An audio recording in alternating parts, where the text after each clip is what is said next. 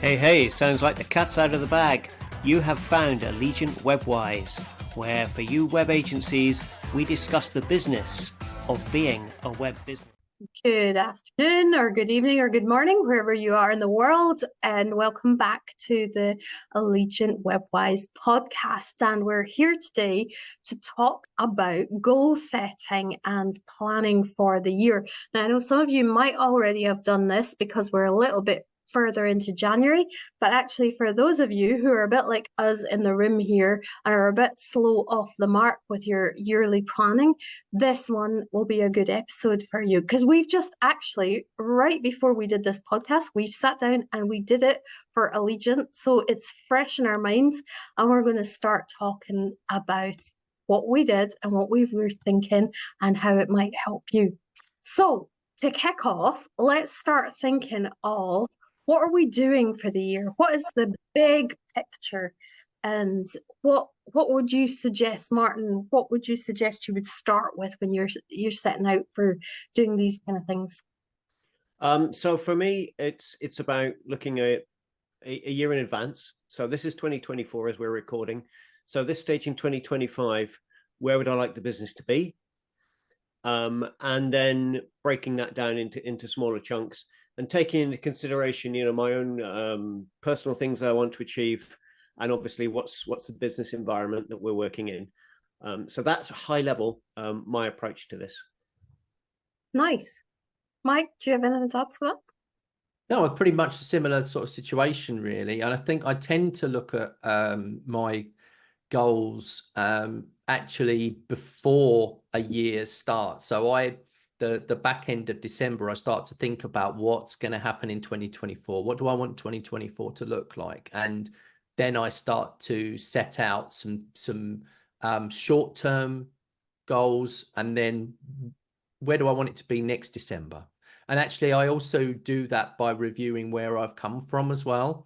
So it's kind of like we don't always pat ourselves on the back and say, how well you've done, because you need to review what you set the year before. And, have you achieved what you were looking to achieve? And actually, there might be some reasons why you haven't achieved these goals that you set out.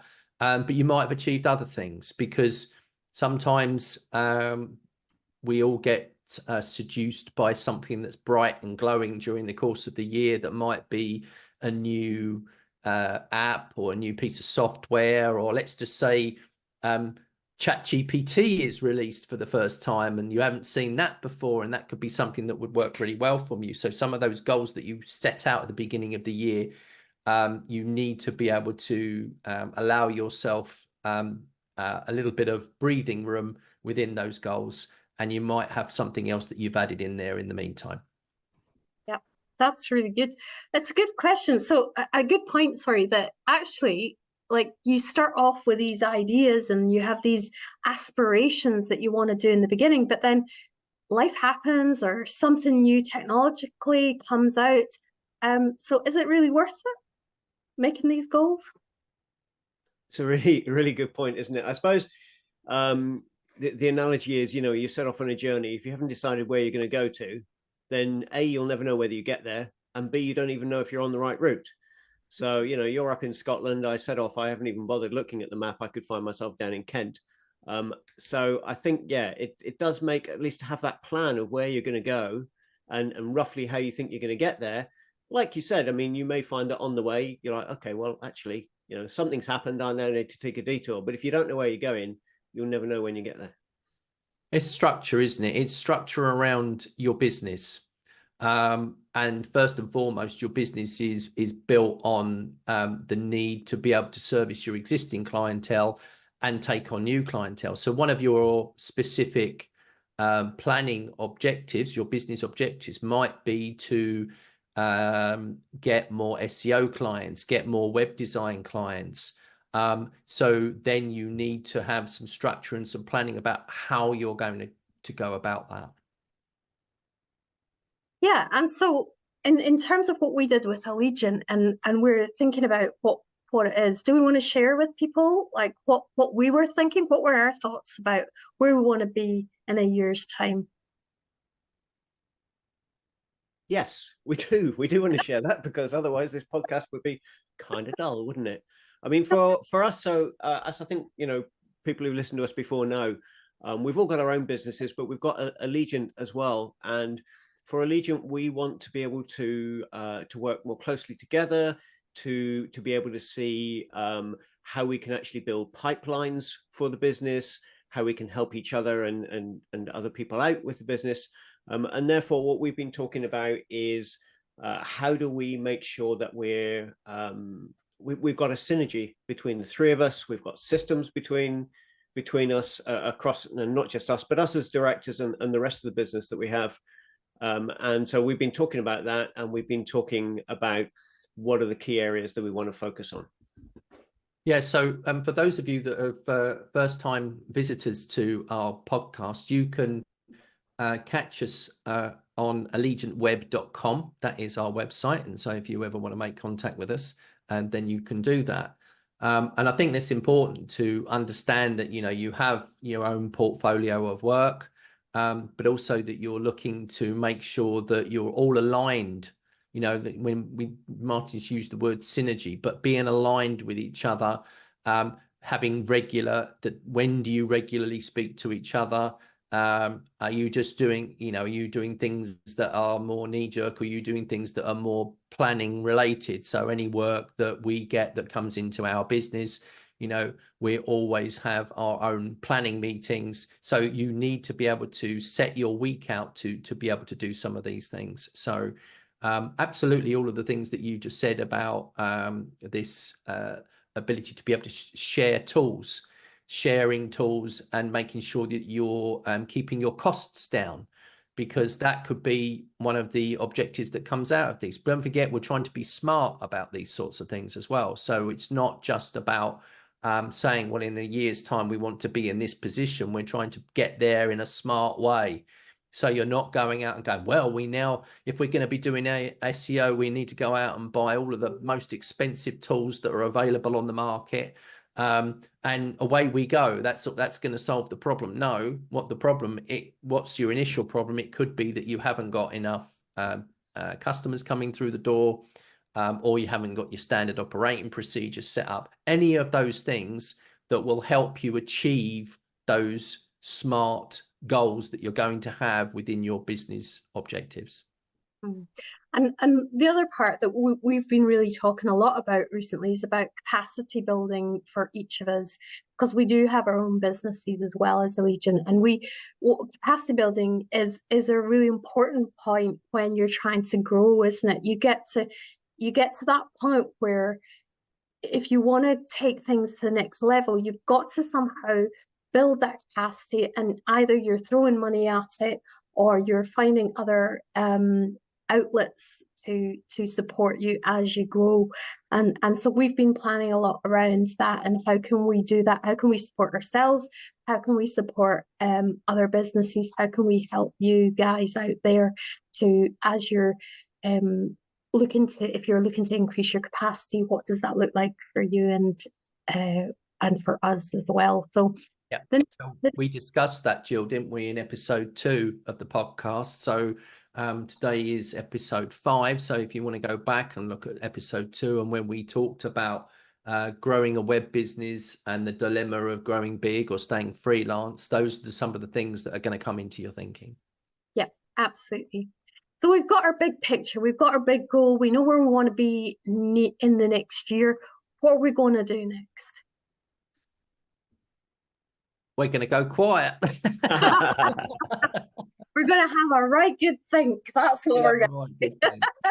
Yeah. No, I think that the point is, like you say, we've done that bit, and you've done that bit where you've thought to yourself, okay, well, this is where I want my business to be in a year's time. And you've thought about the things like, we've talked about capacity planning, pipelines, client acquisitions, those sorts of stuff. Along with, how do you think the business environment's going to go in the area that you're in, whether you be in the UK as we are, or in other countries. Then you start looking at, okay, so if my goals for the year are X, Y, and Z, how am I actually going to get there? and then to start to break that down in a time-wise thing. You know, if you've got a goal for a year, then perhaps it makes sense to start breaking it down into quarterly goals to see, again, much like we were talking about, you know, with the journey towards Scotland, am I actually on the right track or not? Yeah. So let's talk about something that could be fairly close to somebody's heart, like having a desire to create more recurring revenue in your business. So one of the things that you can do with that is, firstly, you start off with a baseline, don't you? And you say, currently I have this amount of clients that I've got that I am regularly serving a particular service to. Let's say that that could be that you're providing hosting for a set of clients. And you could say, in 12 months' time, I would like that to have grown by either 100%, 50%, 250%, whatever your goal is for that. And then you start off with also your actual knowing what you're bringing in. So if you look at the tool that you might be using, the platform that you might be using. So with hosting platforms, there's plenty of platforms that you can go on there where you can create your own business on that platform, and you can create websites on that platform, and then you can sell on packages via that idea. So then you'd have a spreadsheet of your customers and the people that are on it and the date that they arrived on it, and that gives you your spreadsheet that you can review. And you can review it using what Martin was talking about at the beginning, where you might review that every month, 3 months, or year. I mean, you're not going to come back to it in a year. You're going to be looking at it regularly, because you need to set that as part of your time frame to be able to look at your recurring revenue and say, how am I actually faring with this? How am I getting on whilst I'm working on all of these other things in my business too? So it's making sure that you are holding yourself to account for this year's goal, if you like, by looking at these other goals that you've got within a shorter time frames. Yeah, I think that's really good, Mike. And it's that chopping up the elephant. How do you eat an elephant? You know, you have to chop it up into little I'll be bits. chopping up no elephants, Jill. Let's not do that. I'll chop an elephant for you to. I'm a vegan, so I don't eat elephants. Not like you guys. But you know, that whole thing, if you need 250 new clients in a year, that sounds like quite a lot to get. But if you say, right, okay, that's 125 in 6 months, I can't do the maths, but it's a smaller number and a smaller number. So that this month I need to get, say, 8 clients. Then that's, you know, this week, what's that mean? I need to go out and I need to talk to, you know, 20 people this month so that I've got a chance of pulling in this amount. And if you can't chunk it down that amount, then your big goals will be completely unrealistic, won't they? Because there's no point in saying I want 3 million new customers by next year, if when you break that down, that means I have to get 200,000 by the end of the week, and you know you've just got out of bed or whatever. That's not going to work, is it? Not for our sort of smaller size. I mean, maybe some of the big boys and girls can do that, but we can't. And so you've got to be realistic. So those, I mean, and that's when we start talking about those goals being smarter. A lot of you all have heard that. Martin, what SMARTER stand for? Specific, measurable, achievable. Some people would say agreed. It depends who's involved in your goals. Realistic and time-bound. Yeah. And so that's SMART. And then there's ER, which is, I can't remember. That's Charles, the king, isn't it? That is the king. Or emergency room if you're in America. Ah, yes. ER.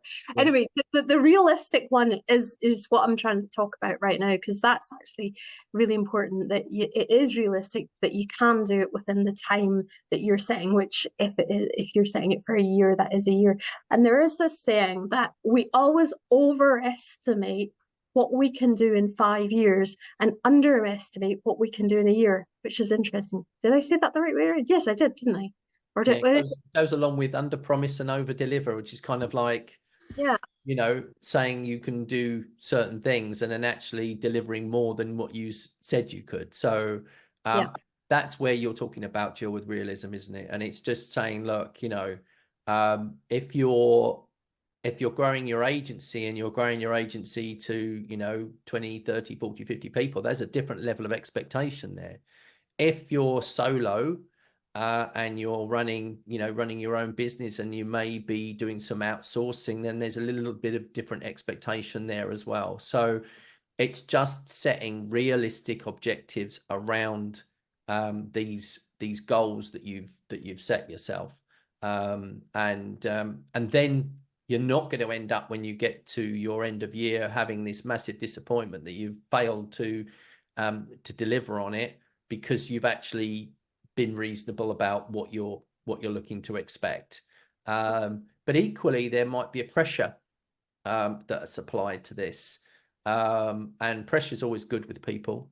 If you don't put yourself under pressure, then nobody's going to, are they? You've got to push yourself to achieve these things, and then ask yourself why you didn't do that. Was it because you procrastinated over something else, and that, as we mentioned earlier, that big shiny thing came along and you completely took your eye off the ball and you didn't look at your recurring revenue for 2 months of the year?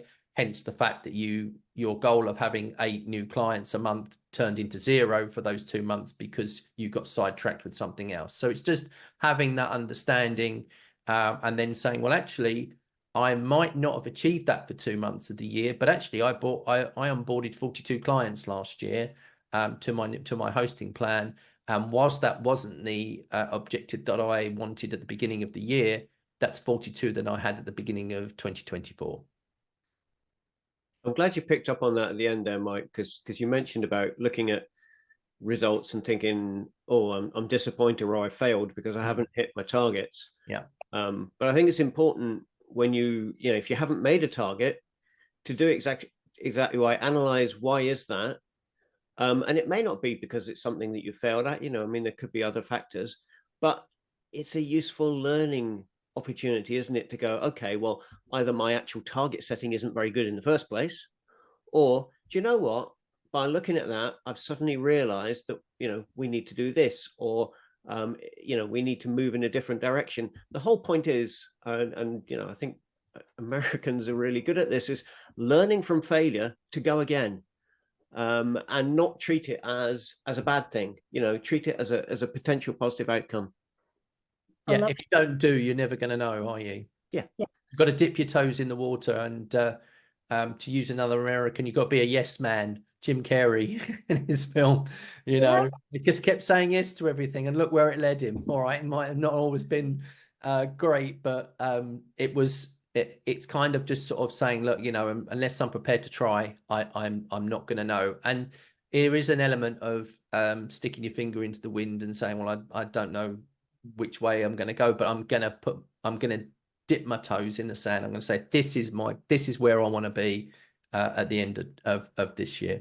Gill, quickly, can you rescue Mike? He's got his toes in the water. He's got his fingers in the sand. I don't know where his face is. Help him. I'm everywhere. But you want me to shove his face in the water too? I think it's because I want to be on the beach. It's cold, isn't it? It's the time of year. Started the year.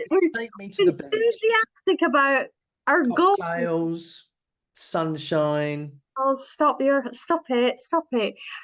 You're making me want to go.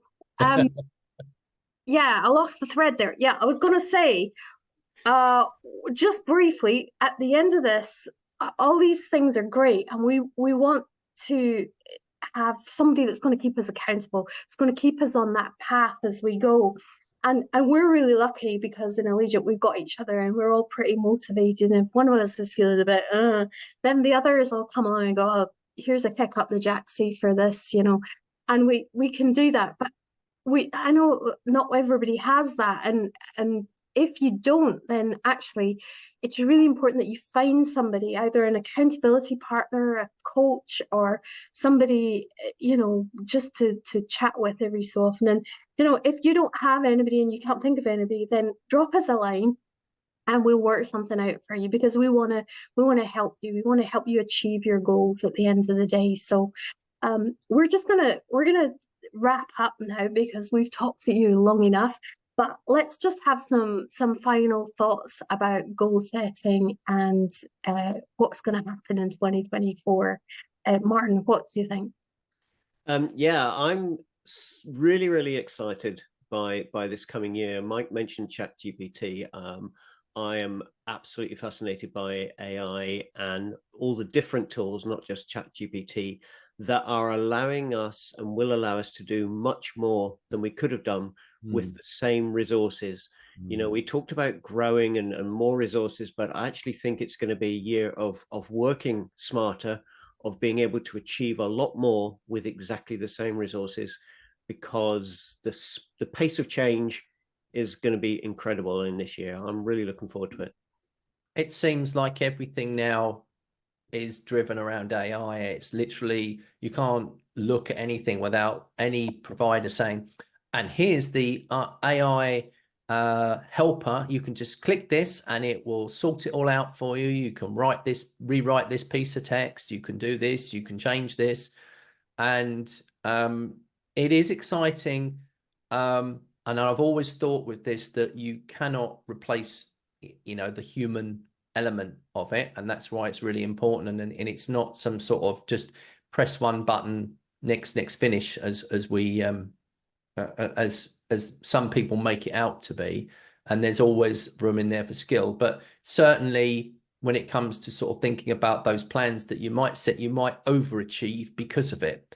And I like what Martin's just said, because if you're more efficient, then you actually might achieve more because of some of these tools that are out there that allow you to do it.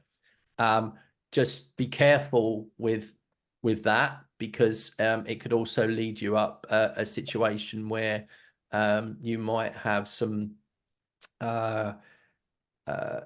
settings in there that are very obvious to search engines and things like that don't give you the results that you need. So you have to be very, very careful with the use of AI.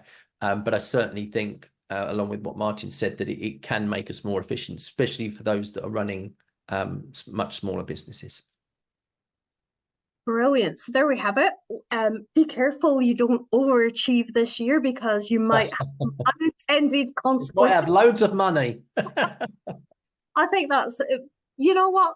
I think if you're overachieving and it brings up other issues that you have to deal with, I think that's the business life, isn't it? And actually, it's better to overachieve than underachieve, or even achieve a different goal than you set out for the beginning of the year. So thanks for tuning in this week. We've just loved being here with you guys. And remember to hit subscribe and join us again next time. All right.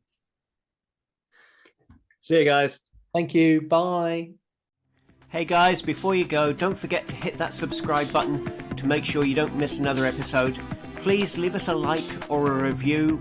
It truly makes a difference when you leave reviews. And head over to allegiantweb.com/podcast, where you'll find a full transcript of the show, some key points, and quite a few other goodies for you. Let's build this thing together and really make a difference. All right, catch you on the next one. Bye-bye.